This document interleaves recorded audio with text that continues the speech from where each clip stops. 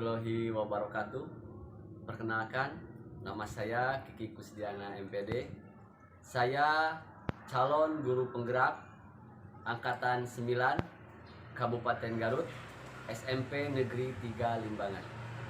Kali ini saya akan membuat video tentang aksi nyata modul 14 tentang budaya positif.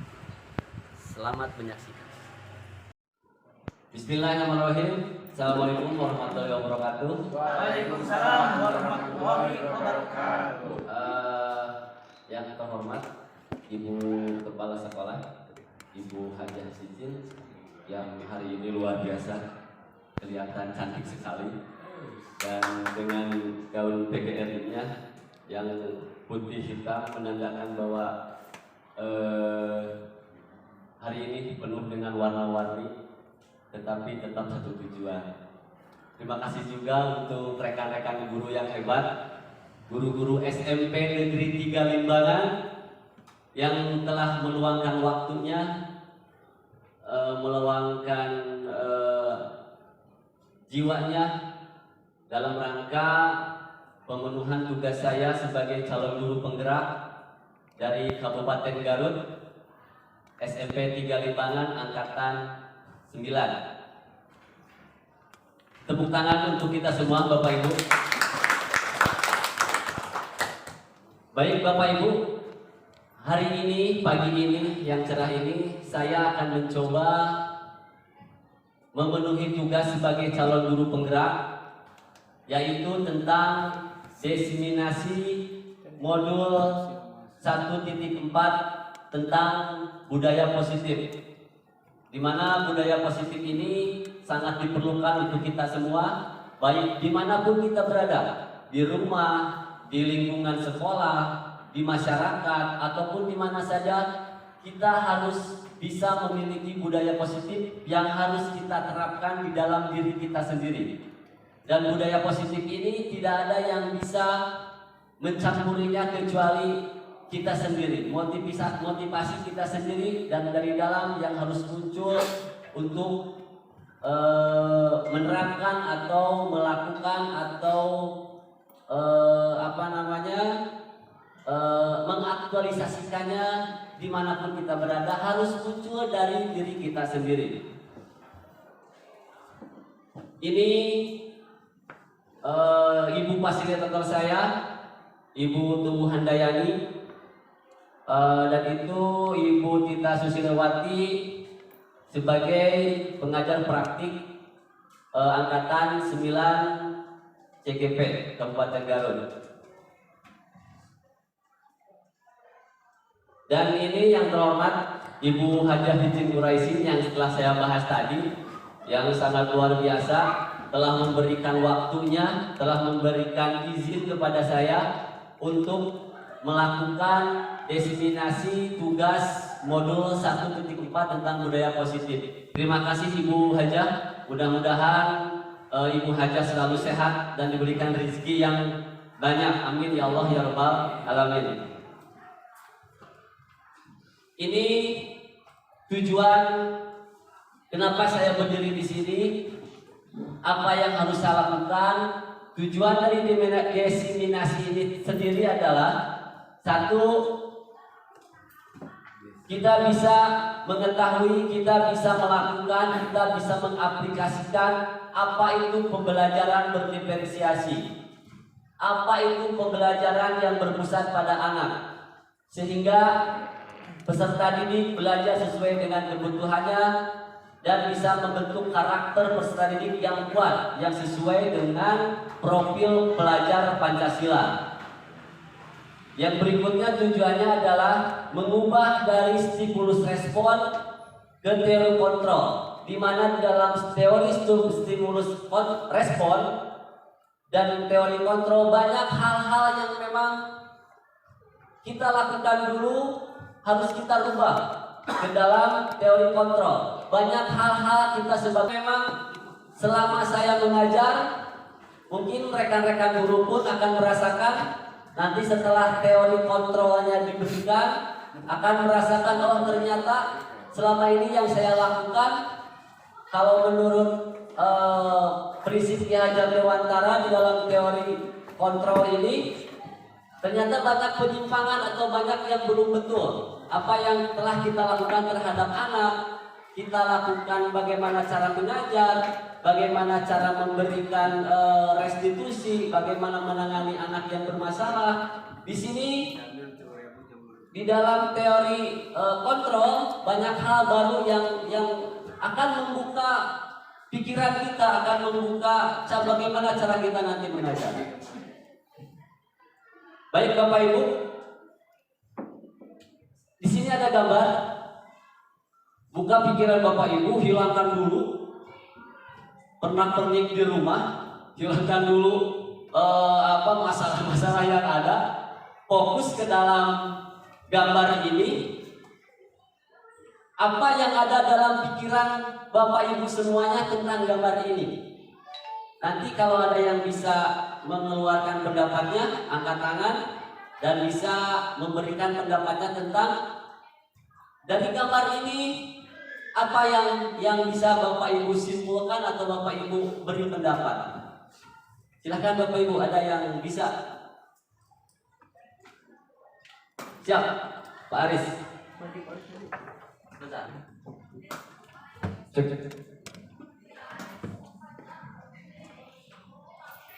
Bismillahirrahmanirrahim. Kalau sekilas dari gambar yang ditampilkan di depan itu adalah keanekaragaman situasi belajar di kelas dan sifat-sifat anak yang muncul saat di kelas. Begitu menurut saya. Oke. Terima kasih. Tepuk tangan buat Pak Aris. Terima kasih pendapatnya. Ada lagi Bapak Ibu yang bisa menyampaikan pendapatnya? Siap, Ibu Leli.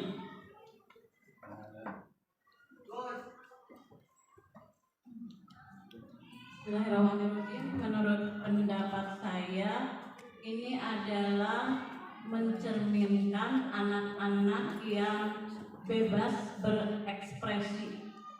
Itu saja materi. Terima kasih. Mencerminkan anak-anak yang bebas berekspresi. Ini posisinya di dalam kelas Bu ya, di dalam kelas. Ada lagi? Siap. Ibu berikutnya.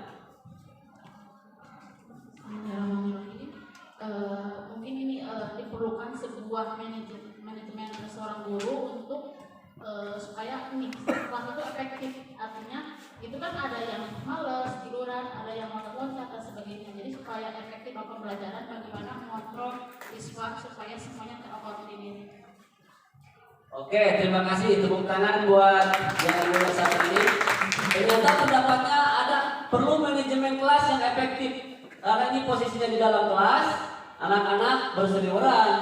Ada yang duduk, ada yang ngobrol, ada yang teriak-teriak dan sebagainya.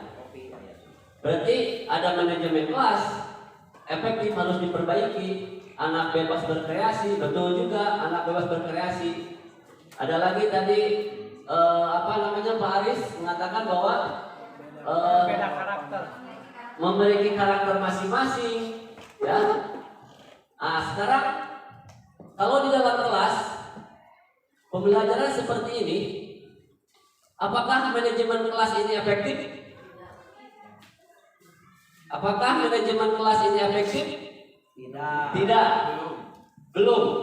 Pertanyaannya lagi, bagaimana untuk mengefektifkan manajemen apa yang harus kita lakukan? Hal apa saja yang harus kita lakukan supaya di dalam kelas itu menjadi efektif? Ini hanya sebagian gambar. Contoh yang ada di kelas kita, jangankan tidak ada guru. Ada guru pun kadang ada anak yang baledogan, ada anak yang bertengkar, ada anak yang tidur, ada anak yang tidak memperhatikan ketika kita mengajar. Apalagi kita mengajar olahraga, saya mengajar olahraga, dirasakan oleh Pak Aris, Pak Bobi. Kadang kalau kita mengajar olahraga, sepak bola, anak ada yang main voli. Nah itu cara mengatasinya seperti apa? Ada yang bisa menjawab, Bapak Ibu? Siap, Ibu Haji, silakan. Terima kasih. Mungkin yang pertama kita mengadakan dulu kontrak belajar. Siap. Atau mungkin dengan istilah sekarang itu adalah keyakinan kelas. Jadi di mana dalam kelas itu yang pertama dari anak itu diminta bagaimana apa yang harus dilakukan di kelas dan apa yang tidak boleh dilakukan di kelas. Mungkin dengan seperti itu anak akan sadar bahwa apa yang harus dilakukan dia gitu. Sehingga tidak seperti yang terdapat di gambar ini. Ada yang ngobrol, ada yang loncat. Terima kasih untuk episode ini. Ya, terima kasih, tepuk tangan buat Ibu Haji. Luar biasa sekali. Memang pengalaman sangat menentukan apa yang akan kita lakukan ke depan. Sekali lagi tepuk tangan buat Bu Haji memberikan pendapatnya. Betul sekali Bapak Ibu, menurut pendapat Bu Haji bahwa kita harus membuat keyakinan kelas. Kita harus membuat kesepakatan dengan siswa. Kita harus membuat, kalau dulu dikenalnya dengan peraturan kelas. Kalau sekarang menjadi keyakinan kelas. Sangat tepat sekali jawabannya. Kenapa harus membuat keyakinan kelas? Karena di dalam keyakinan kelas ada budaya positif yang harus diterapkan. Ada nilai-nilai kebajikan yang harus kita tanamkan sama anak. Walaupun ketika kita mau menanamkan nilai kebajikan tersebut atau budaya positif tersebut kepada anak, sangat susah luar biasa dan memerlukan waktu yang tidak sebentar, membutuhkan waktu yang memang lama, berproses terus-menerus, continue, dan akhirnya menjadi karakter bagi anak tersebut untuk melakukan budaya positif tersebut. Jadi dari pembahasan gambar ini bisa kita ambil kesimpulan bahwa ternyata rekan-rekan Bapak Ibu guru ini sudah mengetahui bahwa budaya positif itu baik dan sangat dibutuhkan untuk kita, untuk anak-anak kita di sekolah, untuk diajarkan, dikasih tahu sama anak, diberitahu, dan akhirnya anak akan karakternya akan melekat terhadap anak tersebut. Tanpa kita suruh, anak akan melakukan yang menurut dia benar. Kalau sekarang biasanya contoh budaya positifnya, buanglah sampah pada tempatnya. Lamun teu dipolototan, kalau kita tidak dengan nada yang tinggi, anak tidak mau mengambil sampah. Ya, nah, mengambil sampah tersebut atau tidak mengobrol di lapangan, mengobrol di kelas, tanpa disuruh oleh kita pun, kalau karakternya sudah melekat pada diri dia tidak akan mengobrol di dalam kelas ketika proses pembelajaran.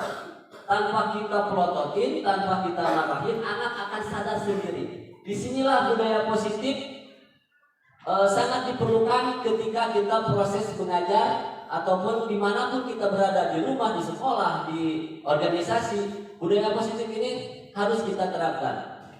Terima kasih pendapatnya. Tepuk tangan lagi untuk kita semua. Berikutnya Bapak Ibu yang saya hormati, yang saya banggakan. Ternyata dari gambar tersebut kita bisa mengambil kesimpulan apa itu budaya positif, bagaimana cara melakukannya, bagaimana cara menerapkannya. Dari gambar tayangan yang tadi Bapak Ibu sudah bisa mengambil kesimpulan dan sudah saya jelaskan. Ternyata budaya positif itu, karena kita di sekolah Bapak Ibu, yang saya bahas adalah budaya positif di sekolah. Budaya positif di sekolah adalah nilai-nilai, keyakinan-keyakinan, dan kebiasaan-kebiasaan di sekolah yang berpihak pada murid, agar murid dapat berkembang menjadi pribadi yang kritis, penuh hormat, bertanggung jawab, serta berkarakter. Berkarakter ini yang susah diterapkan kepada anak. Karena kalau karakter sudah menerap pada diri seseorang, tidak disuruh pun dia akan melakukan. Tidak tanpa kita beri petunjuk pun dia akan melakukan. Contoh, kesiangan. Kalau sudah berkarakter dan tanpa ada embel-embel, kalau kesiangan kamu akan dihukum. Tanpa disuruh seperti itu pun, kalau sudah berkarakter, mereka akan datang ke sekolah tepat waktu. Ya, Bapak Ibu, jadi budaya positif itu memang sangat perlu, sangat butuh, sangat penting buat kita dimanapun kita berada, apalagi kita sebagai guru. Bagaimana cara menerapkan budaya positif di dalam sekolah atau di dalam kelas? Di sini Bu, saya nanti akan membahas ini konsep inti yang ada di dalam modul 1.4 tentang budaya positif. Nanti saya akan membahas tentang pembelajaran dengan paradigma baru, disiplin positif, nilai-nilai kebajikan yang universal, nilai-nilai kebajikan yang menyeluruh, motivasi, hukuman dan penghargaan, keyakinan kelas, kebutuhan dasar manusia, 5 posisi kontrol, segitiga restitusi. Yang paling menarik di sini adalah nanti yang kita bahas di akhir episode, di akhir slide, yaitu tentang segitiga restitusi. Karena banyak hal yang setelah saya belajar modul ini, banyak hal yang memang apa yang kita lakukan sebelum, apa yang saya lakukan pribadi, mungkin ibu bapak guru pun sama, itu bertentangan dengan segitiga restitusi menurut teori segitiga restitusi. Jadi nanti setelah belajar segitiga restitusi, Bapak Ibu akan paham bagaimana cara mengatasi anak yang bermasalah, bagaimana cara mengatasi rekan guru yang bermasalah, bagaimana cara menanggapi ketika ada teman sejawat atau guru, apapun itu. Segitiga restitusi bukan hanya di sekolah saja. Di dalam organisasi pun segitiga restitusi ini akan berguna dan penting. Ini poin pertama tentang paradigma baru pembelajaran. Sebelum ke teori ini, sebelum saya menjelaskan Bapak Ibu, saya mau bertanya dulu, apakah pembelajaran yang dilakukan selama ini oleh Bapak Ibu berpusat pada anak atau berpusat pada guru, atau istilah kerennya student center atau teacher center? Ini ada tanda tanya di sini sambil melamun, tandanya merenung, menanyakan apa yang telah kita lakukan selama mengajar. Kalau saya dari 2004 sampai 2023 ternyata sangat berbeda. Kalau dulu kan bla bla bla bla bla. Sekarang pertanyaannya, kalau ada yang bisa menjawab, apa Bapak Ibu, apakah student center atau teacher center? Ada yang bisa menjawab Bapak Ibu? Student center? Bu Ena berpusat pada enak. Yang selama ini kita lakukan dari pertama kita ngajar, sebelum mengajar profil pelajar Pancasila, sebelum mengajar kurikulum 2013, apa yang kita lakukan Pak? Bu Ena mengatakan student center. Ada yang lain? Teacher center. Ada yang mengatakan teacher center. Ada lagi? Kurikulum center. Kurikulum center. Ada yang mengatakan Pak Aris kurikulum center karena mungkin mengajarnya berdasarkan kurikulum ganti lagi, gitu kan? Ada lagi? Pak Rahmat, ada bisa menjawab Pak Rahmat? Selama ini Pak Rahmat mengajar sebelum mengenal kurikulum 2013 teacher center. Kalau setelah mengenal kurikulum 2013, kurikulum merdeka, apa yang Bapak Ibu lakukan ketika mengajar? Sudah student center. Tepuk tangan untuk kita semua.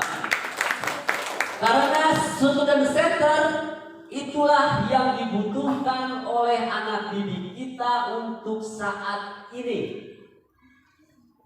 Itulah yang menjadi harapan dari Bapak Ki Hajar Dewantara, harapan dari para ilmuwan-ilmuwan pendidikan nasional, keinginan dari warga negara Indonesia bahwa kita itu sekarang paradigmanya harus berubah. Siapa? Enggak. Paradigmanya kita rubah Bapak Ibu. Kalau dulu sebelum mengenal kurikulum 2013, sebelum mengenal kurikulum Merdeka, sekarang ada penguatan karakter melalui profil pelajar Pancasila. Kita mengajarnya rata-rata yang saya alami ketika menjadi pelajar itu adalah teacher center, berpusat pada guru. Guru ngahu apa loh? Guru memberikan materi terus. Guru ada guru yang nyuruh nulis buku dalam 1 jam pelajaran 5 lembar sampai ke tangan ngeplek dulu Bu. Kalau sekarang berilah kebebasan sama anak, berilah bagaimana anak memenuhi kebutuhannya masing-masing, tetapi masih dalam jalur tujuan pembelajarannya tercapai. Tujuan apa yang diinginkan dari materi tersebut bisa tercapai, tetapi disesuaikan dengan kebutuhan siswa masing-masing. Jadi kita sepakat Bu ya, Pak ya, untuk sekarang kita harus berusaha memberikan materi kepada anak dengan student center. Terima kasih. Jadi paradigma lamanya kita rubah dari teacher center kita menuju kepada student center. Banyak cara yang dapat kita lakukan Bapak Ibu. Banyak cara-cara yang kita lakukan. Kita bisa menanyakan sama teman sejawat, kita bisa menanyakan sama rekan-rekan guru, kita bisa menanyakan dengan dalam MGMP, kita bisa melihat dalam video, dalam YouTube dan apapun. Itu banyak cara bagaimana cara kita melaksanakan pembelajaran yang berpusat pada anak. Yang kedua, kita harus bisa mengubah dari stimulus respon ke teori kontrol. Ya, di mana ini yang dinamakan perubahan. Di sini Bapak Ibu nanti bisa melihat, oh ternyata saya seperti ini selama ini. Oh ternyata saya selama ini stimulus respon yang saya lakukan, tidak teori kontrol yang saya lakukan. Oh ternyata selama ini saya mah sudah melakukan teori kontrol, walaupun dalam beberapa materi pembelajaran atau dalam beberapa hal di sekolah. Yang pertama misalkan kita harus bisa mengubah dari stimulus respon ke teori kontrol. Realitas kebutuhan kita sama. Bapak Ibu dulu atau yang ada yang masih memberikan materi kepada anak, semuanya sama, tidak membeda-bedakan. Kemampuan anak itu kan berbeda Bapak Ibu, ya, tidak sama. Jadi teori kontrolnya, kebutuhan kita berbeda, kebutuhan anak berbeda. Disinilah diferensiasi dibutuhkan. Bagaimana Bapak Ibu memberikan pembelajaran kepada anak disesuaikan dengan kebutuhan yang berbeda-beda. Yang kedua, semua orang melihat hal yang sama. Teori kontrolnya, setiap orang memiliki gambaran yang berbeda. Jadi Bapak Ibu harus berpikiran bahwa siswa itu memiliki gambaran yang berbeda tentang materi, tentang kita, tentang apa yang kita berikan. Bapak Ibu harus bisa teori kontrol ini harus belajar kita kuasai dalam memberikan materi atau pembelajaran kepada siswa. Yang ketiga, kita mencoba mengubah orang agar berpandangan sama dengan kita. Kita berusaha teori kontrolnya, kita berusaha memahami pandangan orang lain tentang dunia. Berikan kebebasan sama anak, berikan pandangan anak. Jadi mengubah orang agar berpandangan sama dengan kita.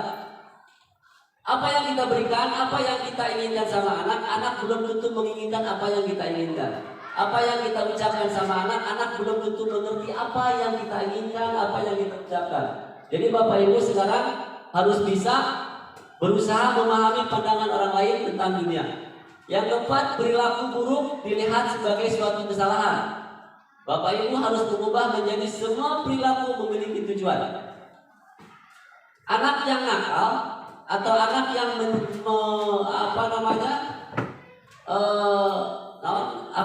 yang MPO itu mencari perhatian orang, ya, mencari perhatian orang, caper. itu belum tentu jelek kok. Ya, tentu ada alasan kenapa anak seperti itu. Ya, semua perilaku memiliki tujuan. Contoh Bapak Ibu, kalau dalam olahraga ada Johri, mungkin guru olahraga tahu. Johri itu atlet nasional atletik dan menjadi juara dunia junior atletik 100 meter. Di sekolahnya dia nakal tuh. Ya, ketika pembelajaran apapun pasti dia lari ke lapangan. Dia lari-lari sendiri. Ya, ketika pelajaran yang menurut dia tidak cocok lah, nggak cocok, dia lari ke lapangan, dia lari sendiri. Akhirnya guru olahraganya seorang ibu, guru olahraga mengetahui apa yang diinginkan oleh Johri tersebut. Dia mendorong, dia mempush, dia melatih Johri tersebut sehingga berlatih, kemudian hari menjadi juara internasional, juara dunia untuk tingkat junior. Itulah Johri. Jadi kita harus mengetahui bahwa apa yang dilakukan oleh siswa itu belum tentu buruk. Yang berikutnya, orang lain bisa mengontrol saya. Teori kontrolnya hanya Anda yang bisa mengontrol diri Anda. Maksudnya motivasi intrinsik sangat dibutuhkan bagi siapapun. Tidak ada orang lain yang bisa mengontrol saya. Yang bisa mengontrol saya adalah diri saya sendiri. Jadi sekeras apapun aturan yang kita berikan, sekeras apapun keyakinan yang kita berikan, kalau motivasi dirinya intrinsik dari diri sendiri tidak muncul, dia tidak akan mau melakukan. Kalaupun mau melakukan karena ada dorongan atau hukuman yang kemudian hari akan dia dapatkan, itu akan sesaat dan akan menyakitkan Bapak Ibu. Ya. Yang berikutnya, pemaksaan ada pada saat rujukan gagal. Kolaborasi, teori kontrolnya, kolaborasi dan konsensus menciptakan pilihan-pilihan baru. Bapak Ibu, maksudnya dari stimulus respon pemaksaan ada pada saat rujukan gagal. Ketika anak ada yang mengerjakan PR gagal, Bapak Ibu akan membujuk, kerjakan. Kalau tidak dikerjakan, nanti tidak mempunyai nilai. Kamu mengerjakannya harus sesuai seperti ini apa yang saya suruh. Ada yang seperti itu Bapak Ibu masih? Ada ya? Yang saya lakukan, saya pribadi, kadang ada yang seperti ini. Renang, kamu terenang nilainya. Betul Pak Aris ya? Seperti itu. Ya, siap, Mas Muda. Kita harus bisa kolaborasi dan konsensus menciptakan pilihan-pilihan baru. Contohnya, tidak ikut renang Pak Aris, karena saya guru olahraga, Pak Aris kita olahraga saja. Ya nanti pelajarannya lain sama, sampelnya seperti itu. Kenapa nggak ikut renang? Alasannya apa nak? Misalkan bentrok dengan kegiatan keluarga atau sakit atau apapun itu alasannya, Bapak Ibu bisa memberikan pilihan untuk melengkapi kekurangan tersebut. Misalkan dengan kalau begitu coba presentasikan tentang renang di depan. Kamu tinggal membaca dan sebagainya. Atau tanyakan lagi apa yang akan kamu lakukan. Itu yang lebih efektif, lebih bagus. Karena anak akan muncul. Pak, saya mah mau ini aja. Pak, saya mah mau ini aja. Itu kita harus bisa mengeluarkan hal tersebut terhadap anak. Jadi paradigmanya seperti itu. Yang berikutnya, model berpikir menang kalah atau model berpikir menang-menang. Di dalam paradigma ini, stimulus respon, ada menang, ada kalah. Untuk murid kita tidak ada kalah, semuanya menang. Apapun yang dilakukan oleh siswa, kita harus berpikir bahwa itulah kemenangan untuk Anda. Bagus sekali yang kamu lakukan. Jangan menyudutkan anak. Kamu melakukan seperti itu. Itu kan otomatis dengan menyudutkan anak akan down, psikologinya akan turun dan akhirnya tidak menyukai sama kita. Apapun yang anak lakukan, berikanlah pendapat, berikanlah bimbingan bahwa anak selalu menang dan akhirnya itu akan menjadi karakter anak dalam budaya positif tersebut. Bapak Ibu. Ini Sesuai dengan yang ini bahwa tujuan dari paradigma baru ini adalah untuk mewujudkan membentuk profil pelajar Pancasila. Bapak Ibu sudah paham di dalam profil pelajar Pancasila itu ada beriman bertakwa, ada beriman bertakwa, berkebinekaan global, bergotong royong, kreatif, bernalar kritis, mandiri. Ini karakter profil pelajar Pancasila yang harus kita ajarkan, harus kita berikan kepada anak supaya menerap dalam diri anak, supaya menjadi kebiasaan anak, supaya menjadi karakter anak yang kelak anak tersebut akan sesuai dengan keinginan profil pelajar Pancasila. Kenapa beriman bertakwa kepada Tuhan Yang Maha Esa dan berakhlak mulia paling pertama? Karena itu nilai utama yang harus kita tanamkan terhadap anak. Ya Bapak Ibu, berkebinekaan global ini hubungannya dengan kebudayaan yang ada di sekitar kita. Bineka berbeda-beda tetapi satu jua. Kita anak-anak disuruh untuk menghargai, saling menghormati, saling menyayangi, menghargai sesama teman, menghargai guru dan sebagainya. Bergotong royong itu bukan arti membersihkan sampah atau membersihkan WC atau apapun. Bergotong royong itu dalam segala hal Bapak Ibu. Dalam pembelajaran pun anak bisa untuk bergotong royong. Dalam salah satu situasi apa anak harus bergotong royong Bapak Ibu ya. Kreatif, anak dituntut untuk kreatif. Supaya anak kreatif bagaimana caranya? Banyak hal yang bisa kita lakukan. Dengan apa-apa yang kita lakukan, banyak hal yang bisa kita lakukan. Yang ketiga, yang berikutnya adalah bernalar kritis. Jadi anak mempunyai pikiran yang kritis terhadap hal-hal baru atau hal-hal yang kita berikan. Bagaimana cara mendorongnya, bagaimana cara mempushnya, Bapak Ibu bisa melakukannya. Bagaimana cara memberikannya, Bapak Ibu bisa melakukannya. Kita belajar bersama-sama. Karena ini profil pelajar Pancasila itu adalah salah satunya bernalar kritis. Mandiri anak bisa berdiri sendiri sehingga kelak ketika dewasa anak bisa menentukan diri sendiri. Motivasi intrinsiknya harus muncul dari anak tersebut. Kalau mandiri di dalam guru penggerak ada mandiri, di situ ternyata mandiri itu luar biasa Bapak. Ya, mandiri itu kita harus bergerak sendiri tanpa disuruh, tanpa mengandalkan biaya dari manapun, tanpa ada dorongan dari siapapun. Kita mandiri bergerak, kita mengikuti pelatihan bergerak mandiri. Sama halnya dengan anak. Anak pun didorong bagaimana caranya untuk mandiri. Sedikit kita supaya tidak jenuh Bapak Ibu ya, kita bernyanyi bersama-sama. Boleh berdiri Bapak Ibu, boleh berdiri. Belajar Pancasila, beriman dan bertakwa pada Tuhan Yang Esa dan berakhlak mulia. Kebinekaan global, gotong royong mandiri, kreatif dan bernalar kritis. Belajar Pancasila, beriman dan bertakwa pada Tuhan Yang Esa dan berakhlak mulia.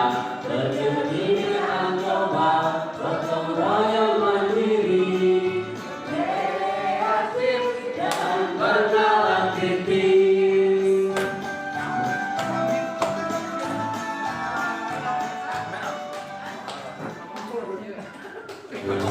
Tersebut biasanya anak kita bisa menerapkan terhadap anak nyanyian tersebut sebelum pembelajaran Bapak Ibu. Jadi menambah semangat terhadap anak-anak ketika anak gembira dengan apa yang kita berikan. Biasanya anak akan merespon baik terhadap kita. Ya, Bapak Ibu bisa mendownload lagunya banyak di YouTube. Saya pun dari YouTube Bapak Ibu, karena saya belum bisa menyanyi yang bagus. Lanjut Bapak Ibu. Materi berikutnya adalah tentang disiplin positif. Disiplin positif itu suka dihubung-hubungkan dengan tata tertib, suka dihubung-hubungkan dengan peraturan, suka dihubungkan dengan kepatuhan. Disiplin positif itu dibuat untuk tidak dilanggar. Kata disiplin suka dihubungkan dengan hukuman. Ini yang dulu-dulu kita rasakan. Akhirnya ketika hukuman datang, anak akan merasakan ketidaknyamanan terhadap dirinya. Disiplin positif akan mengakibatkan hukuman. Hukuman diberikan alternatif terakhir kalau bisa tidak diberikan dalam disiplin positif tersebut, Bapak Ibu. Ketika kita menerapkan disiplin positif, biasanya berhubungan dengan peraturan. Kalau dulu peraturan sekolah yang harus siswa-siswi laksanakan. Ada hubungannya ketika contoh disiplin positif. Tidak boleh tidak boleh. Karena disiplin positif atau keyakinan kelas itu tidak boleh menggunakan kata-kata yang terasanya negatif. Datang tepat waktu.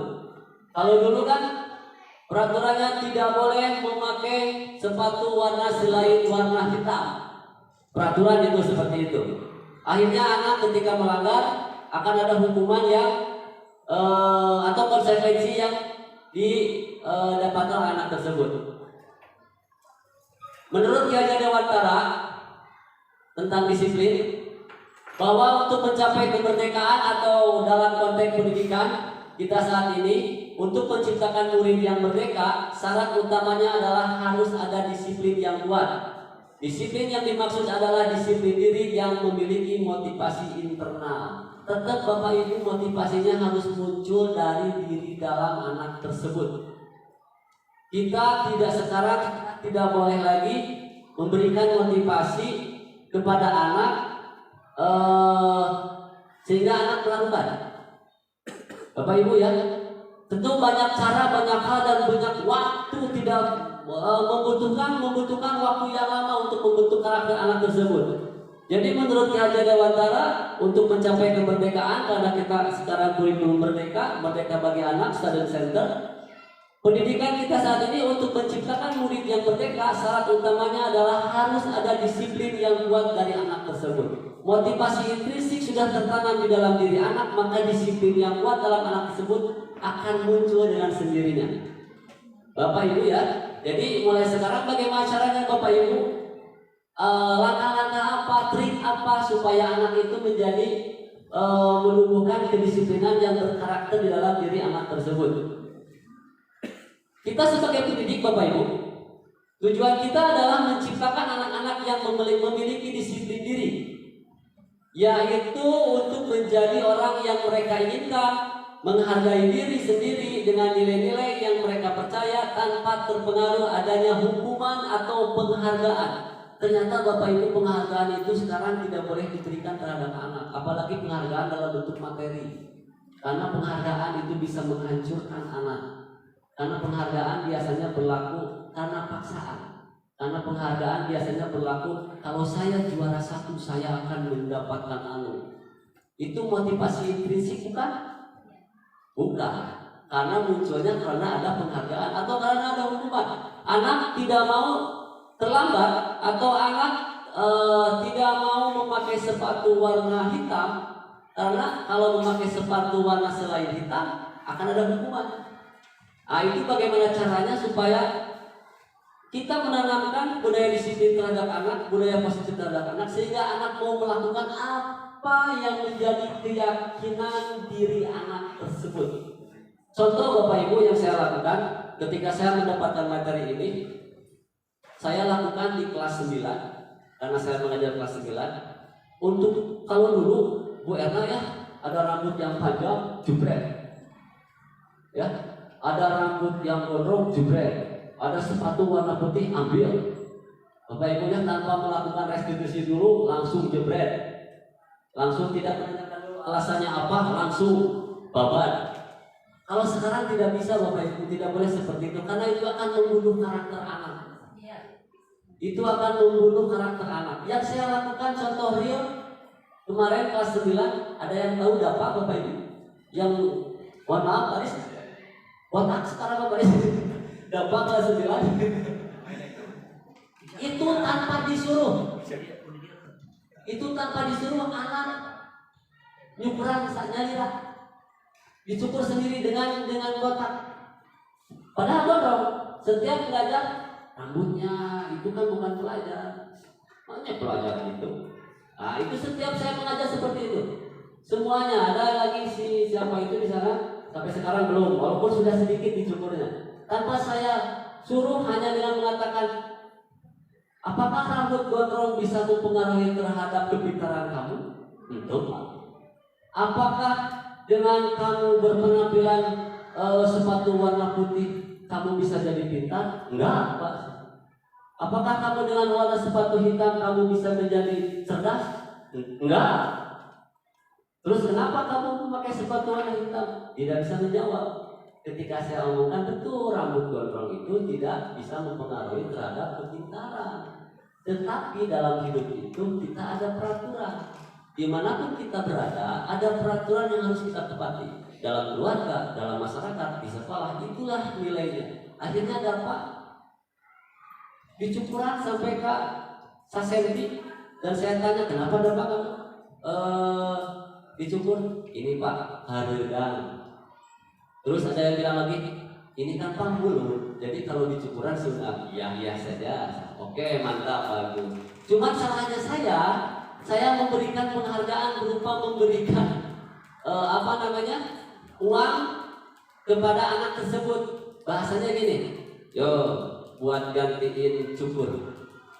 Itu sebenarnya tidak boleh Bapak Ibu, hanya kata-kata yang sanjungan yang positif yang bisa diberikan kepada anak sehingga menjadi karakter buat anak tersebut. Itu maksud dari tujuan sebagai pendidik. Masuk ke dalam materi berikutnya. Ini adalah nilai-nilai kebajikan yang sangat luar biasa, yang sangat kita butuhkan, yang sangat kita harus pahami supaya kita bisa menerapkan kepada peserta didik kita di kelas kita. Yang pertama, sifat positif manusia yang merupakan tujuan mulia yang ingin dicapai individu.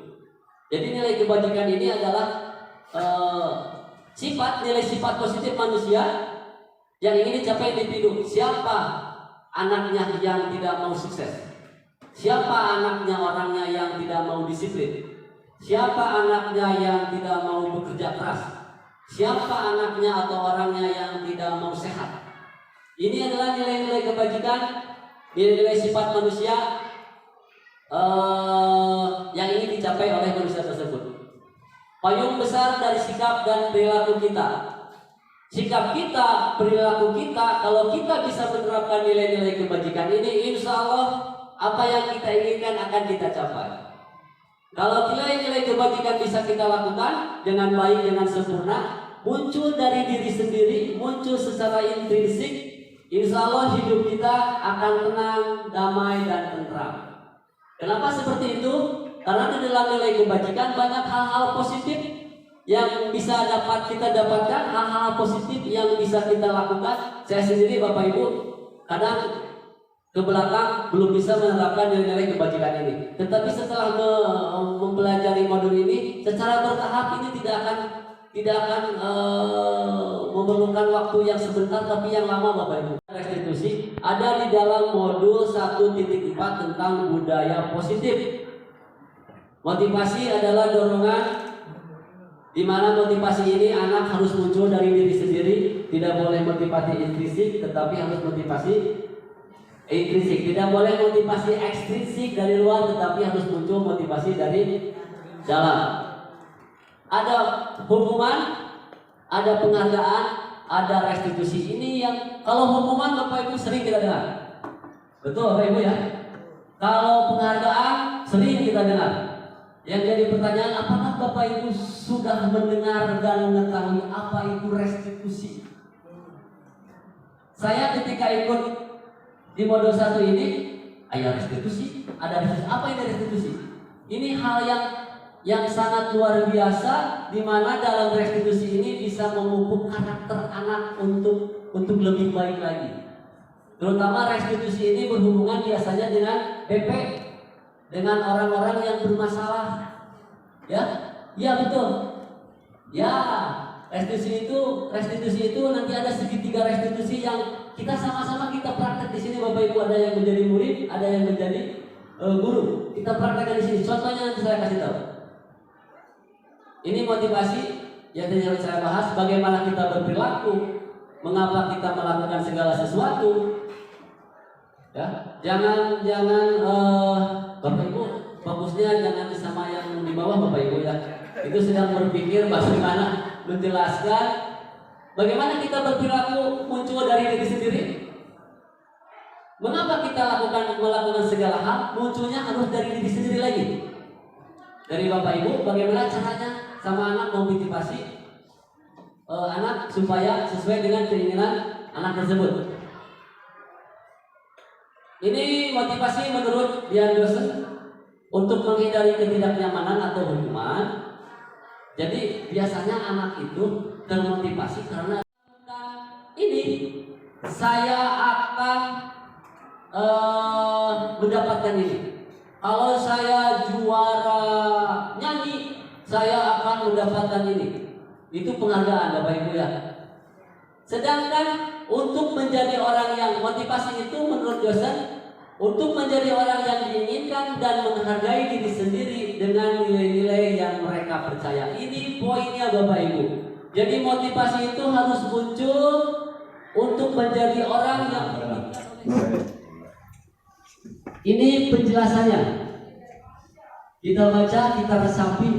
Apakah kita sudah melakukan hukuman terhadap anak?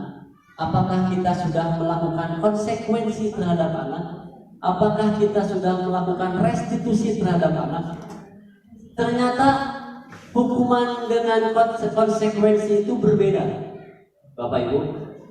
Ternyata punishment dengan konsekuensi itu berbeda. Menurut teori ini Bapak Ibu ya, yang saya dapat, hukuman itu bersifat tidak terencana atau tiba-tiba. Ketika anak melanggar, misalkan lagi main bola, bolanya kena kaca atau bolanya kena teman sendiri, langsung kita hukum. Terus satu arah dari pihak guru. Biasanya yang memberi hukuman adalah guru terhadap anak. Satu arah, tanpa menanyakan dulu, hukuman diberikan.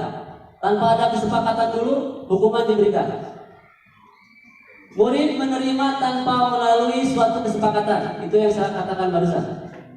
Hukuman bisa berupa fisik ataupun psikis. Yang lebih menyakitkan adalah psikis, karena akan membuat karakter anak, psikologi anak terganggu. Jadi Bapak Ibu, ini hukuman bisa fisik, push up, squat jam, membersihkan WC, atau memungut sampah di lapangan atau dimanapun. Secara psikis, kata-kata kita akan menjadi suatu nilai-nilai yang sangat menyakitkan bagi anak ketika kita mengatakan hal-hal yang negatif atau hukuman terhadap anak ketika anak melakukan kesalahan. Sedangkan konsekuensi adalah sudah terencana, sudah disepakati, sudah dibahas dan disetujui oleh guru dan murid kalau kita sebagai guru. Konsekuensi sudah kalau sebagai kepala sekolah sudah disepakati, sudah terencana, sudah dibahas oleh kepala sekolah bersama guru. Kita sebagai pendidik, ketika ada konsekuensi itu seperti ada keyakinan kelas di situ Bapak Ibu. Kalau melanggar atau buang sampah sembarangan, konsekuensinya apa? Kalau kesiangan, konsekuensinya apa? Oke, kalau keyakinan itu katanya kalau murid yakin, gimana yakin? Tidak akan melanggar, yakin tidak akan melanggar, yakin akan melakukan gitu. Konsekuensinya sudah ada. Kalau peraturan pasti akan melanggar. Lebih memaksa, peraturan lebih memaksa, betul sekali. Tidak keluar dari diri sendiri, luar biasa, mantap. Luar biasa, kira. Peraturan dibuat oleh satu pihak. Kalau keyakinan dibuat secara bersama-sama. Tepuk tangan untuk kita semua, untuk Bu Mira, untuk Ibu. Tepuk tangan. Ini kalau peraturan keluar dari luar, Motivasi intrinsik. Kalau keyakinan motivasinya dari dalam intrinsik, dari dalam atau intrinsik. Artinya begini Bapak Ibu, saya kasih contoh. Pertanyaannya begini, saya bertanya sama Pak Bobi. Pak Bobi, kenapa ke jalan ketika berkendaraan bermotor memakai helm? Pak Bobi, kenapa ketika pakai motor di jalan pakai helm? Untuk menjaga keselamatan. Untuk menjaga keselamatan. Apa itu? Keyakinan? Keyakinan luar biasa. Kalau jawabannya ketika Pak Bobi mau pakai motor karena takut ditilang, itu peraturan. Karena takut ditilang, motivasinya ekstrinsik. Ada perintah, ada aturan yang harus dilakukan. Kalau tidak dilakukan akan dihukum. Ya, berarti sekarang sudah jelas Bapak Ibu yang kenapa keyakinan kelas, tidak peraturan kelas. Karena keyakinan dibuat oleh kita semua secara bersama-sama. Kita yakini bahwa ini harus dilakukan di sini. Contoh, di sekolah kita sebagai guru, kita bersama-sama buat keyakinan kelasnya, keyakinan sekolahnya datang tepat waktu. Datang tepat waktu. Atau keyakinan kelasnya hari Senin memakai baju seket. Atau keyakinan kelasnya untuk semua guru buanglah sampah pada tempatnya. Seperti itu Bapak Ibu, itu keyakinan dan kita harus sepakati. Kalau ada satu atau dua orang yang tidak sepakat, harus kita musyawarahkan, harus kita rembukan supaya menimbulkan, supaya dia tahu bahwa yang kita yakini ini adalah positif dan harus kita lakukan.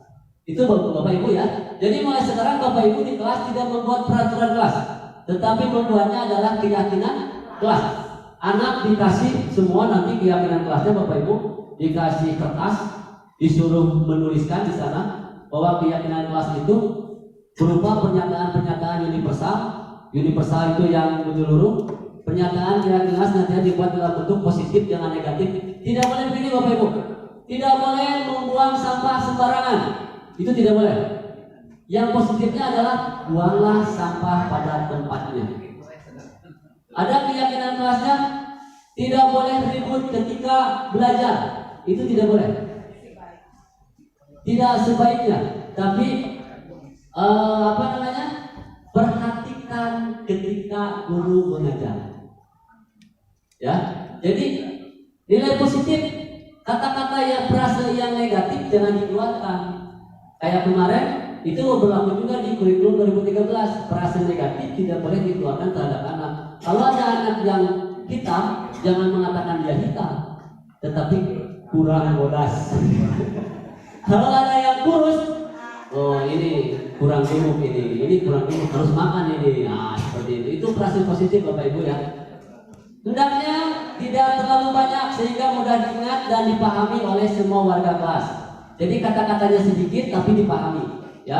Sebaiknya sesuatu yang dapat diterapkan di lingkungan tersebut.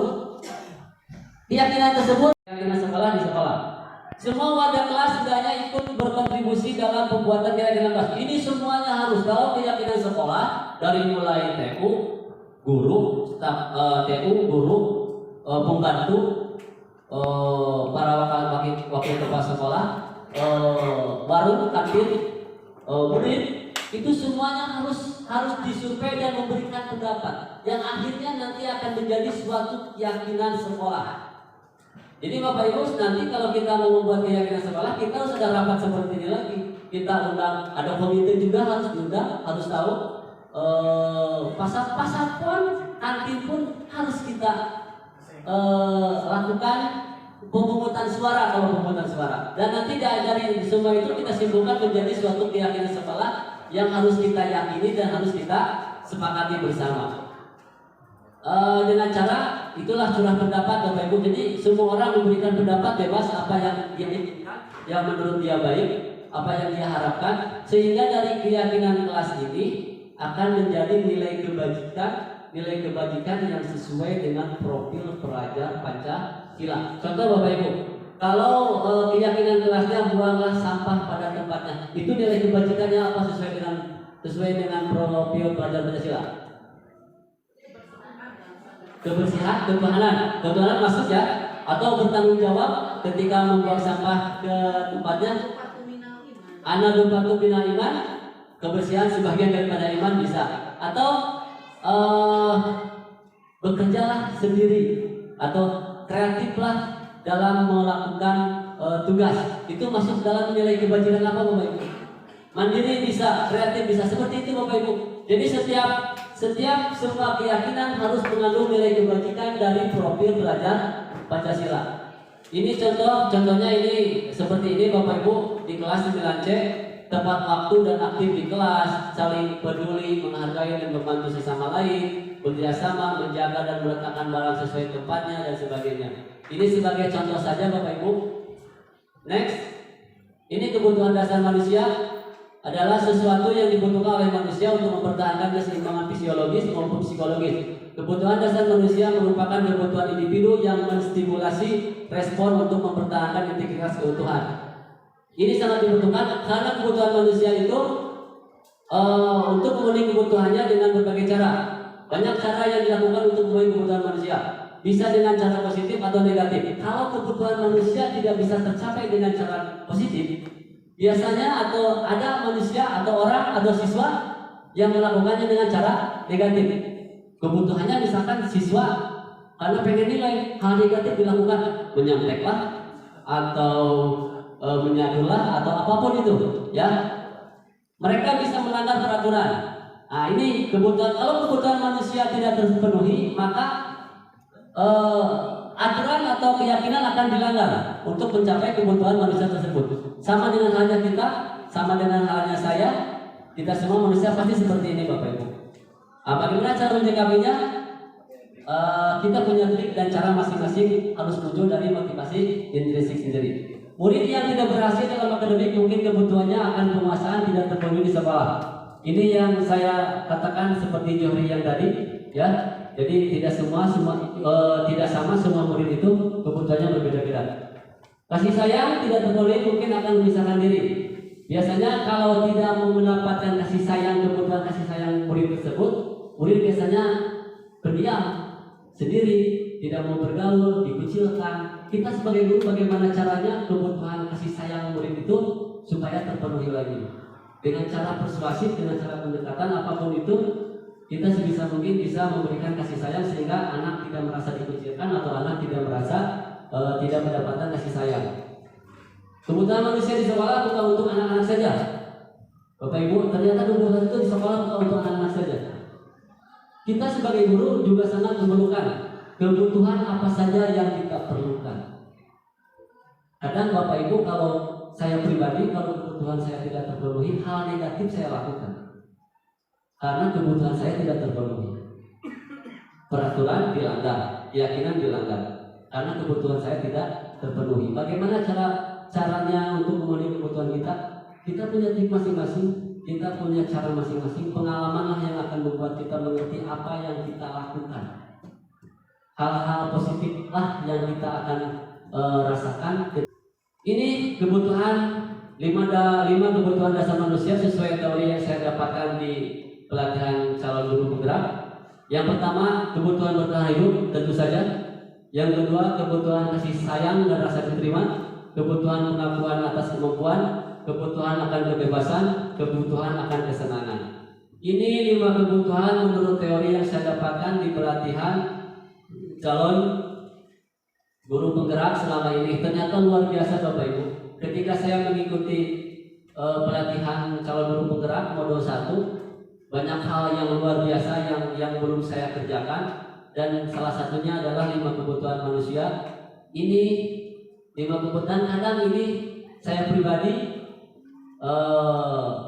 ada yang dilanggar kita ketika untuk mendapatkan kebutuhan ini kalau tidak saya dapatkan.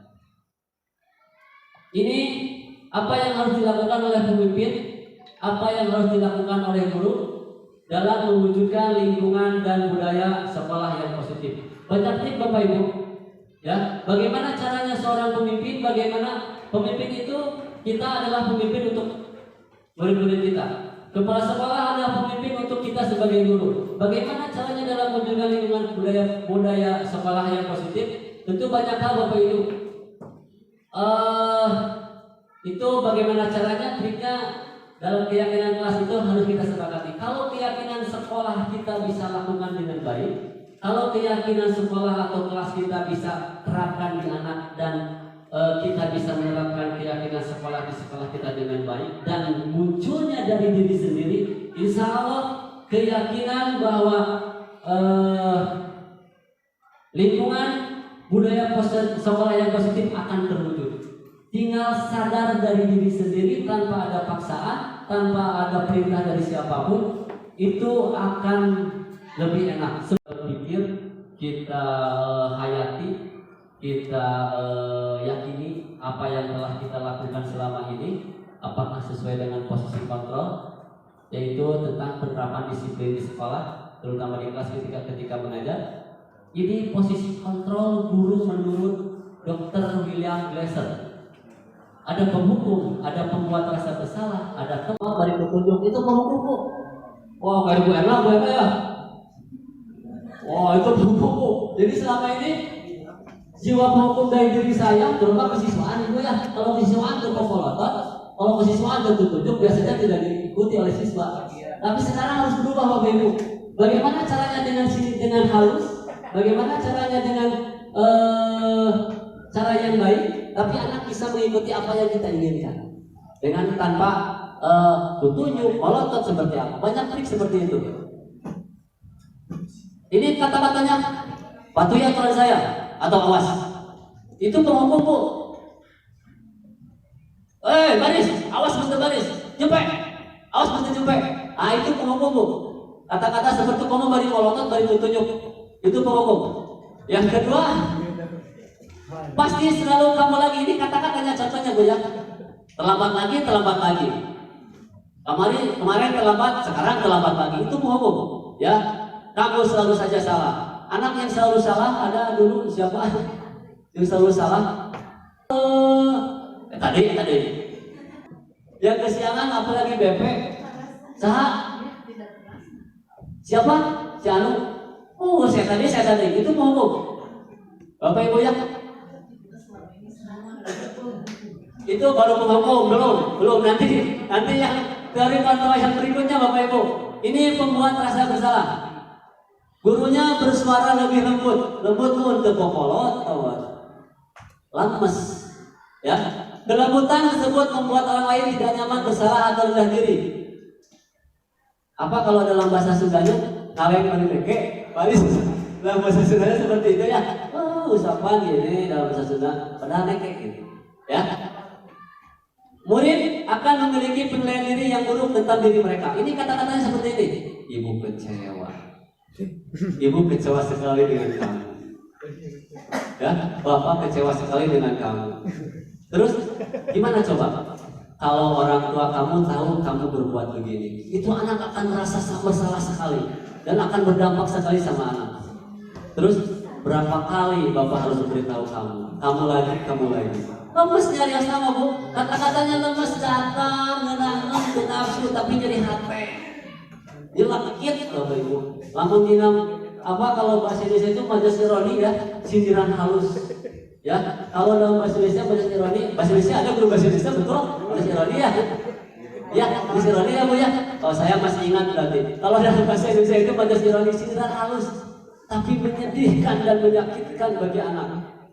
Ya, Bapak Ibu ya. Kalau yang satu penghukum langsung blok.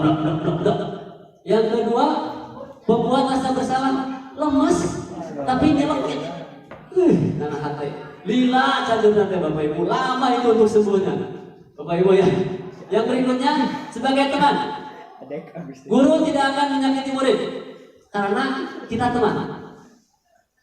Kontrol melalui persuasif. Kontrolnya melalui pendekatan yang sangat persuasif dari individu ke individu, sebagai pembataran, sebagai teman. Biasanya tidak akan menyakiti teman, tidak akan menyakiti murid. Bisa negatif dan positif. Nada suara ramah, akrab, bercanda, senyum, mendekati. Biasanya kalau sama teman kan aleng Bapak Ibu ya, ngobrol dekat, curhat bebas gitu kan. Kayak anak kelas 9 sekarang kan kebanyakannya perempuan tak guru laki Pak Pahmi ya. Kalau ada anak perempuan kan curhat ke Pahmi ya, karena ganteng Pak Pahmi kan biasanya kan seperti itu. Curhat, Bapak Abi, Bapak Abi, wah seperti itu Bapak Ibu ya. Ini biasanya berlaku untuk teman. Kata-katanya, ayo bantulah demi Bapak. Ya, ayo ingat, tidak bantuan Bapak selama ini. Ayo ingat, kamu jangan terlambat saja. Ingat nggak kamu bantuan Bapak selama ini? Kamu kan dikasih nilai sama saya walaupun kamu sempat melanggar. Ini teman seperti ini Bapak Ibu ya. Ya, banyak hal. Yang berikutnya adalah ini contoh kasusnya, lewat saja Bapak Ibu. Ini sebagai pemantau. Pemantau itu adalah berarti mengawasi pada saat dihukum. Sanksi dan konsekuensi, pemantau mengandalkan data. Artinya begini Bapak Ibu, pemantau itu adalah mengawasi. Pertanyaannya begini Bapak Ibu, selama ini ketika Bapak Ibu menghukum anak didik kita melakukan sesuatu, apakah Bapak Ibu melihatnya dan mengikutinya atau tidak? Contoh, kasusnya seperti ini. Ada anak kesiangan, konsekuensinya adalah kalau kesiangan membersihkan WC. Misalkan, apakah Bapak Ibu mengikuti anak tersebut ketika melakukan hukuman tersebut? Kalau pemantau harus seperti itu Bapak Ibu. Atau ada anak terlambat, keyakinan kelasnya adalah terlambatnya kalau terlambat 15 menit, maka kerjakanlah tugas setelah istirahat. Misalkan ceritanya mengajar beres nih, Arya kesiangan, terlambat 15 menit. Hukumannya adalah mengejar atau mengerjakan tugas selama 15 menit tersebut setelah istirahat. Ngajar beres, Bapak Ibu ke kantor, otomatis anak akan melakukan atau melengkapi hukuman tersebut. Apakah Bapak Ibu melihat anak tersebut sebagai pemantau ketika anak mengerjakan tugas tersebut? Pernahkah? Widow seperti itu ketika Widow memberi tugas dan anak membuat kesalahan, misalkan anak tidak mengerjakan tugas, kerjakan tugasnya sesuai konsekuensi. Pokoknya kamu harus kerjakan ini, harus selesai besok. Sekarang kerjakan waktu istirahat. Apakah Ibu Ida mau anak tersebut ketika mengerjakan tersebut? Atau yang lainnya? Kadang. Kalau sudah ada yang melakukan, berarti Bapak Ibu tugasnya sebagai pemantau. Bapak Ibu ya. Karena di dalam pemantau itu berhubungan dengan sanksi dan konsekuensi, ya. Berikutnya, ini contoh kasusnya saya sebutkan tadi, lewat hasil kasus pemantauan ini hasilnya saya lewat.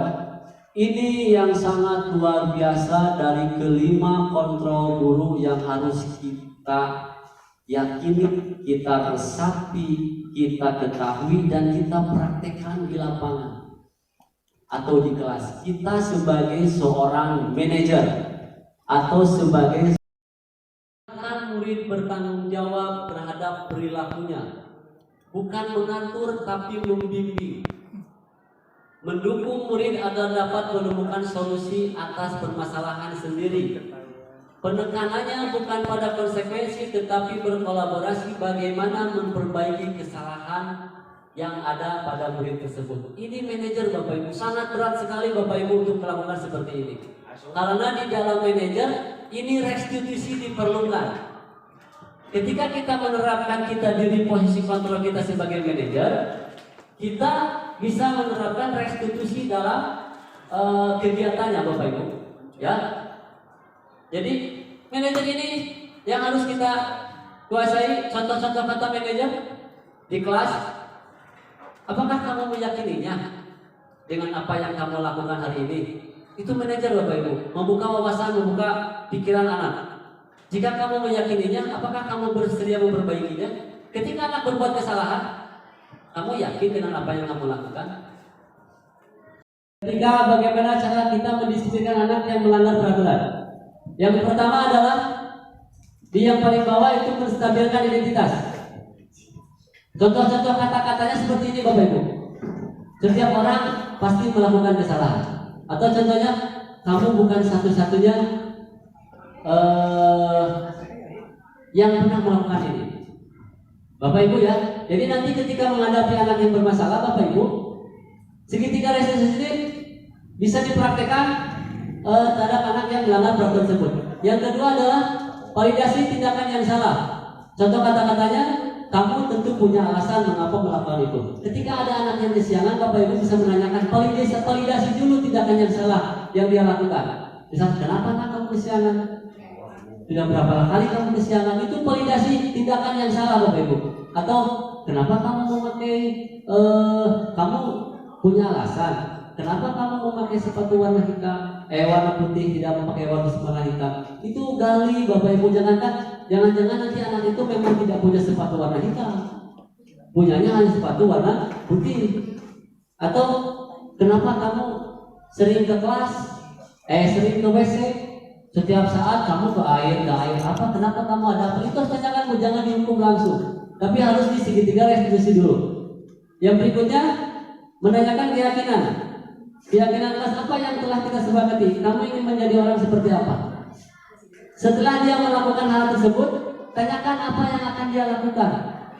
Jadi keluar dari diri sendiri, nanti dia akan meyakini bahwa yang dia lakukan adalah benar. Paling perhatian adalah anak yang sedang mengalami kegagalan. Dia mencoba untuk memenuhi kebutuhan dasarnya, namun ada benturan. Kalau kita mengkritik dia, maka kita akan tetap membuatnya dalam posisi gagal. Jadi dalam menstabilkan identitas, kita menanyakan, jangan mengkritik Bapak Ibu. Kenapa dia melakukan seperti itu? Dekati, tanyakan, itu stabilkan dulu. Apa yang dia perbuat itu kita yakini dulu. Kenapa dia bisa melakukan hal seperti itu? Tentunya dengan kata-kata yang positif, kata-kata yang baik. Validasi tindakan yang salah. Setiap tindakan kita dilakukan dengan suatu tujuan, yaitu memenuhi. Tanyakan dulu kenapa dia melakukan, validasi kegiatannya, validasi kenapa dia melakukan itu. Bapak Ibu ya. Yang berikutnya menanyakan keyakinan. Setelah dia melakukan kesalahan, melanggar peraturan, kita tanyakan apa yang akan dia lakukan, yang dia yakini bahwa dia bisa memperbaiki apa yang telah dia lakukan, Bapak Ibu ya. Jadi Bapak Ibu tinggal ini tahap terakhir menanyakan keyakinan. Ini contoh percakapannya tadi sudah kita bahas. Setiap orang pernah melakukan ini, stabilitas. Kamu bukan satu-satunya. Oke, Dit. Setiap orang pasti melakukan hal tersebut. Bapak pun pernah melakukan hal tersebut, ya, seperti itu. Atau kamu berhak merasa begitu. Kamu berhak marah, seperti si itu yang restitusi yang kedua tentang orang yang dibully punya badan gemuk. Kamu berhak marah. Kalau bapak jadi kamu, saya pun akan marah. Kalau saya dihina, bapak seperti kamu, saya pun akan marah. Saya pun akan berbuat sama seperti kamu. Seperti itu, stabilkan dulu identitasnya, ya. Terus validasi tindakan yang salah. Kamu tentu punya alasan mengapa demikian. Tanyakan dulu kenapa dia sampai ngajak keluar, sampai berantem sama dia. Alasannya apa? Padahal orang tersebut adalah orang yang baik misalkan. Atau kenapa seperti itu? BP biasanya Bapak Ibu, ya. Karena masalah siswa itu bukan tugas dari BP saja Bapak Ibu. Semua sivitas yang ada di sekolah, dari mulai kepala sekolah, guru, wali kelas, BP, itu menjadi tugas ketika menangani anak yang bermasalah. Karena segitiga restitusi ini akan berhubungan dengan berhubungan dengan konsekuensi Bapak Ibu, dengan peraturan sekolah, ya, betul. Apa itu segitiga restitusi? Segitiga restitusi adalah cara langkah untuk melakukan restitusi. Ya, segitiga restitusi adalah cara langkah untuk melakukan restitusi. Restitusi itu adalah cara yang dilakukan untuk mendisiplinkan anak. Bagaimana kedisiplinan bisa tercapai? Maka langkah-langkah segitiga restitusi harus dilaksanakan. Nanti Bapak Ibu akan merasa, oh, saya pernah melakukan segitiga restitusi. Oh, saya belum pernah melakukan hal seperti ini. Tonton dan simak video segitiga restitusi berikut ini. Sebentar Bapak Ibu, saya tayangkan. Bapak dapat kabar dari guru piket bahwa Adit sering datang terlambat ke sekolah. Ya Pak. Menurut ingatan kamu, sudah berapa kali kamu terlambat ke sekolah? Sekitar 7 sampai 8 kali, Pak. Terlambat ke sekolah itu kesalahan bukan, Dit? Iya, Pak. Baiklah, Dit. Berbuat kesalahan itu manusiawi ya. Setiap orang pasti pernah melakukan kesalahan. Yang terpenting kita bisa belajar dari kesalahan tersebut dan memperbaikinya ya, Dit ya. Setuju. Kita cari solusinya bersama-sama ya, Dit ya. Iya, Pak. Adit sering datang terlambat ke sekolah karena punya alasan kan, Dit ya? Alasannya apa, Dit? Karena saya sering bergadang, Pak, sambil main HP, jadi kurang tidur, Pak. Kamu tahu nggak keyakinan kelas yang sudah kita sepakati? Tahu, Pak? Kalau datang terlambat ke sekolah sesuai dengan keyakinan kelas kita tidak? Tidak, Pak. Menurut kamu keyakinan kelas apa yang kamu langgar, Dit? Disiplin, Pak. Oh, bagus, disiplin. Menurut kamu disiplin itu penting tidak, Dit? Penting, Pak, karena bisa membuat saya tidak terlambat ke sekolah dan saya bisa menghargai waktu. Betul. Menghargai waktu itu penting dan sangat bermanfaat ya, Dit ya, bagi kita. Seperti kita dapat menghargai orang yang ada di sekitar kita. Pekerjaan tidak menjadi menumpuk kalau kita disiplin ya, Dit ya. Iya, Pak, saya sangat menyesal karena sering terlambat. Saya mohon maaf, Pak. Iya, Dit, nggak apa-apa. Sikap yang sangat luar biasa, yang sangat baik sudah kamu lakukan dengan baik, dengan cara meminta maaf. Menurut kamu apa yang akan kamu lakukan supaya kamu tidak terlambat lagi datang ke sekolah, Dit? Saya akan tidur lebih cepat, Pak, dan saya tidak akan begadang lagi agar tidak datang terlambat ke sekolah. Baiklah, Dit. Kamu sudah menemukan solusinya. Bapak akan bekerja sama dengan orang tua Adit supaya Adit tidak datang terlambat lagi ke sekolah. Ya, Dit ya.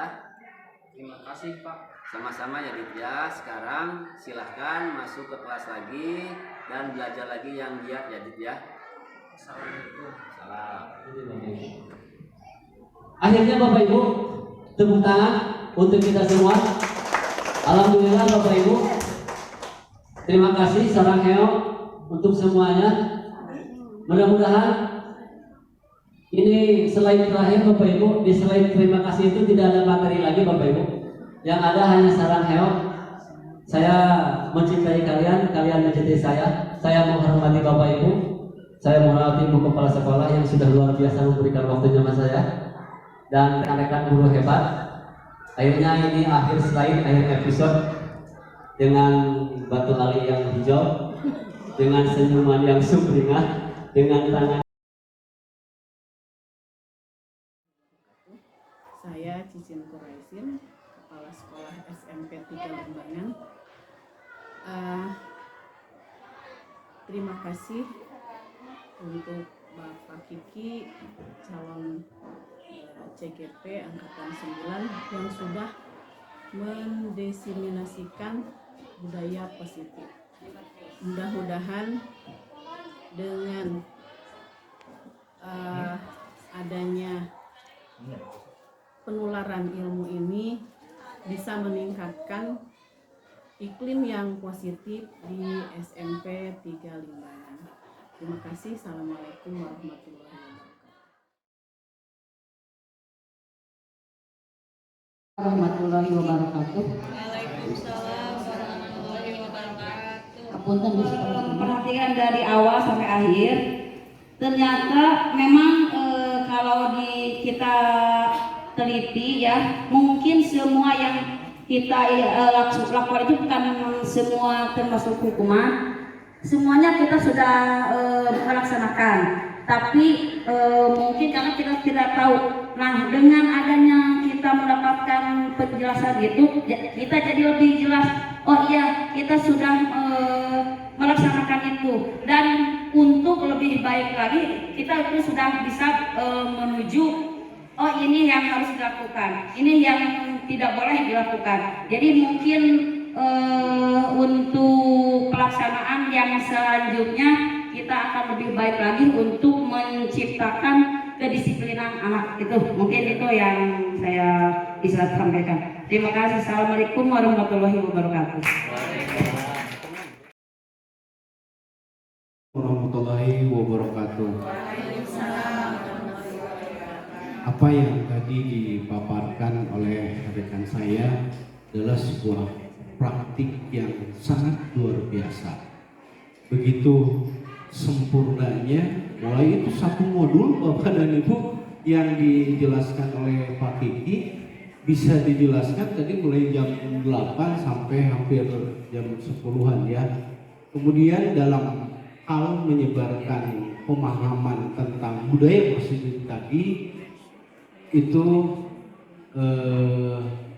sangat cemerlang, mudah dipahami dan jelas sekali sehingga kita bisa mencernanya dengan baik. Tetapi Ibu dan Bapak yang harus diingat, ketika teori yang sudah kita pahami, untuk lebih ketika kita mendapatkan ilmu, kemudian kita harus beramal, kemudian kita ikhlas. Nantinya setelah ini Pak Kiki, tolong PPT-nya disebarkan untuk mengingatkan pemahaman materi. Kadang-kadang kita kan barho ya, bubar, poho gitu. Selanjutnya, untuk menciptakan budaya disiplin itu tidak semudah yang dibayangkan, tidak semudah yang diceritakan. Hal ini, teori ini tentunya memerlukan waktu yang sangat panjang. Oleh karena itu, lakukan perlahan demi perlahan yang nantinya akan meresap ke jiwa anak. Jadi kita bermoto dengan semangat yang tangguh, tidak terlalu jauh jalan untuk ditempuh. Itu yang kita harapkan demi anak-anak kita. Mulai dari awal pengalaman yang saya rasakan, mulai dari Pak Haji Maesa, Pak Hendra, kemudian Pak Alam, Bu Lina, terus saya terakhir, tidak ada kesempatan yang luar biasa saya ucapkan kepada Ibu Hajah Cicin Koresin SPD MPD yang telah memberikan waktu seluas-luasnya. Karena pada saat itu kami hanya beberapa orang ya boleh ya, 10, kadang berapa 15, jadi bergantung kepada pemimpin yang ada di sekolah ini. Ini sungguh sangat luar biasa. Sekali lagi Ibu, saya ucapkan terima kasih atas kebijakan yang telah diberikan kepada rekan-rekan kami. Demikian yang bisa saya sampaikan. Wabillahi taufiq wal hidayah. Wassalamualaikum warahmatullahi wabarakatuh. 2, 3. Assalamualaikum warahmatullahi wabarakatuh. Waalaikumsalam warahmatullahi wabarakatuh. Selamat pagi anak-anak. Pagi. Bagaimana hari ini kabarnya? Alhamdulillah. Baik semua, baik semua. Baik. Baik. Baik anak-anak. Ini kelas 9A ya. 9A. Hari ini kita akan membuat keyakinan kelas. Ya. Pasti kalian bertanya-tanya, apa Pak yang dimaksud dengan keyakinan kelas? Ya, Bapak akan terangkan konsepnya bahwa keyakinan kelas itu adalah budaya positif, hal-hal yang positif yang akan kita sepakati, yang akan kita yakini bahwa keyakinan itu akan diterapkan di kelas ini. Jadi Bapak sekarang minta sebagai wali kelas kalian, Bapak akan minta kepada kalian silahkan masing-masing punya pendapat sendiri, keluarkan apa yang kalian inginkan. Apa yang kalian inginkan supaya kelas kita itu menjadi tentram, menjadi aman, menjadi enak, menjadi rumah kedua bagi kalian. Sehingga kalian nanti ketika pulang, karena sudah yakin dengan keyakinan kalian, kalian selalu ingin datang ke kelas ini setiap hari. Ya, kalian harus yakini apa yang menjadi keyakinan kelas kalian ini. Catatan keyakinan kelas itu tidak boleh yang berkonotasi negatif. Jadi tidak menggunakan kata-kata tidak boleh, jangan, dilarang, itu tidak boleh. Ya. Nanti akhirnya keyakinan kelas itu akan menjadi dikaitkan dengan nilai kebajikan. Nilai kebajikan itu ada mandiri, ada gotong royong, ada saling menghormati, ada saling menghargai dan sebagainya. Hal-hal yang positif itu adalah yang kita inginkan di kelas ini supaya menjadi lebih bagus lagi. Mengerti anak-anak? Mengerti. Nah, kalau mengerti, sekarang di depan kalian ada kertas berwarna-warni. Kalian curahkan apa yang menjadi keinginan kalian, keyakinan kalian dalam hati pribadi, tidak usah melihat kanan kiri. Curahkan menurut kalian mau seperti apa kelas ini. Paham ya? Nah, kalau paham, silahkan untuk anak-anakku tuliskan di dalam kertas itu, nanti kita angkat dan kita baca masing-masing ya. Apa yang menjadi keyakinan kelas kita. Silahkan, selamat bekerja.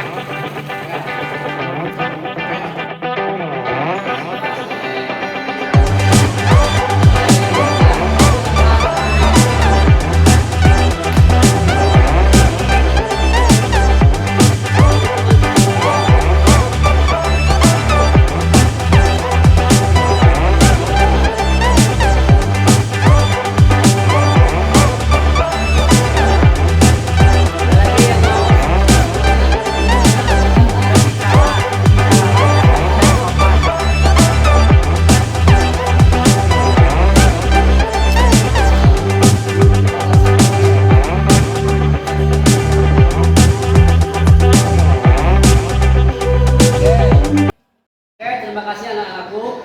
Ini adalah bukti keinginan kalian, di mana ada yang sama. Ada yang sama diantaranya adalah yang pertama, buanglah sampah pada tempatnya. Ini juga sama tentang sampah membuang. Yang ini datang ke sekolah tepat waktu. Kita sepakati ya bahwa kita harus tepat waktu. Ini berarti keyakinan kelasnya. Yang kedua, ini adalah perhatikan guru ketika menerangkan. Sepakat ya? Yakini ya? Berarti sudah 3. Yang keempat, ucaplah yang sopan. Ya, sepakat ya? Sepakat. Oke, dari sekian banyak kesepakatan kita ambil kesimpulan. Ternyata ada 4 kesepakatan kelas yang harus kalian yakini, yaitu 1. Buanglah sampah pada tempatnya. Datang tepat waktu ke sekolah. Ketiga,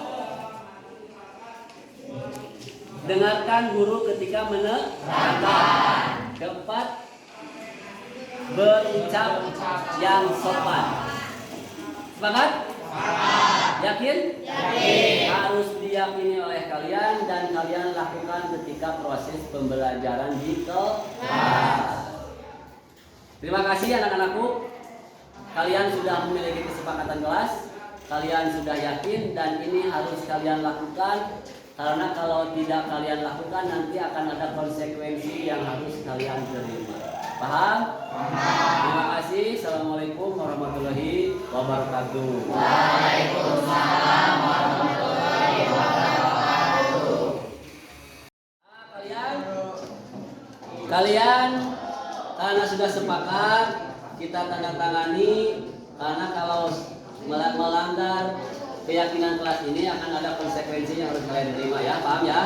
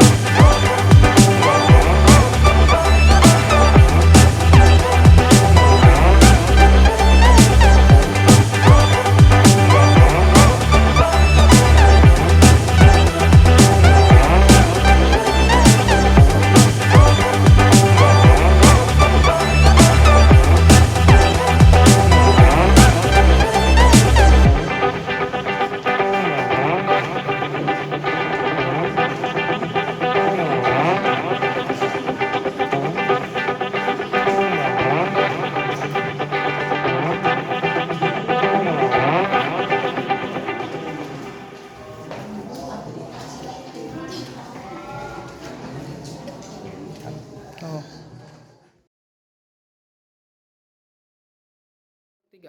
Assalamualaikum warahmatullahi wabarakatuh.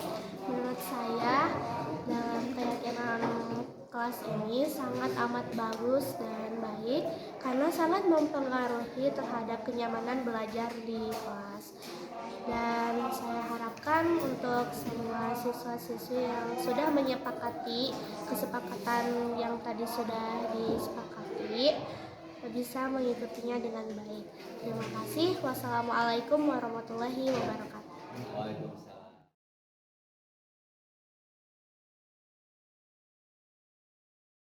Terima kasih telah menyaksikan video tayangan yang saya buat tentang diseminasi modul 1.4 budaya positif.